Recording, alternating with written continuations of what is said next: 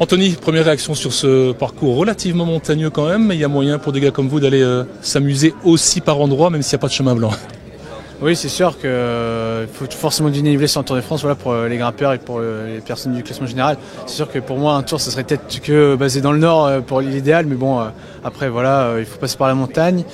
Je vais regarder les parcours justement qui sont plus adaptés pour moi sur mon physique, voilà, sur les bases de plaine et puis accidentées. Après, la montagne, je laisserai ça au plus grand. On a un nombre de remontées assez élevé avec pas mal de dénivelé. On a une chasse quand même au dénivelé depuis quelques années qui ne doit pas spécialement rassurer des gars comme vous.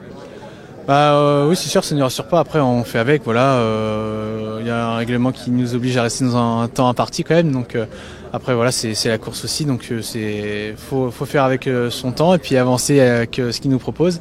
Donc à partir de là, on essaie d'arriver au mieux, d'être performants sur nos terrains qui sont pour moi le plat ou les terrains accidentés, mais aussi il faut passer la montagne. Donc faut faire attention à ça aussi. L'archi-domination de Pogacar ces dernières années, elle doit laisser la place aussi à des coureurs comme vous de pouvoir s'exprimer. Il y a encore moyen de s'exprimer ? Oui, il y a de quoi quand même s'exprimer. Heureusement que, bon, par exemple, comme l'équipe UAE ne s'intéresse pas encore au sprint et nous laisse un peu ces étapes-là pour qu'on puisse se les partager.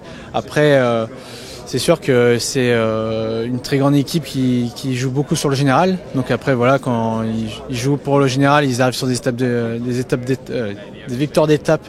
Ils y arrivent aussi, donc voilà, ils sont vachement ancrés là-dessus et c'est pour ça peut-être que j'ai pu aussi gagner mon été de chemin blanc parce qu'ils se sont regardés pour ça. C'est une étape que tu as cochée ou pas ?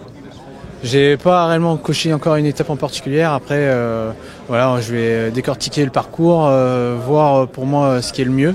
Puis voilà, puis on essaye d'être le mieux préparé pour le mois de juillet, puis on verra bien comment ça se passera. L'Alpe d'Huez 2 fois, c'est bien ou c'est un cauchemar ? J'ai vu vent d'une petite rumeur, justement, on allait le monter 3 fois d'affilée, donc je vais pas dire que je suis content de l'avoir que 2 fois et puis dans 2 jours différents. Après, c'est sûr que voilà, le passage des Alpes, ils sont obligés, c'est l'Alpe d'Huez, c'est une très belle bosse, donc à partir de là, on fait dans les 2 différents versants, donc c'est une bonne chose qu'on puisse remonter ce versant-là. Une dernière question sur le cyclisme féminin. On a vu toutes les dames ici passer devant nous. Oui.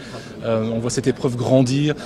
Comment vous voyez-vous ça de l'extérieur ? Parce que ce sont vos collègues de travail aussi, quelque part.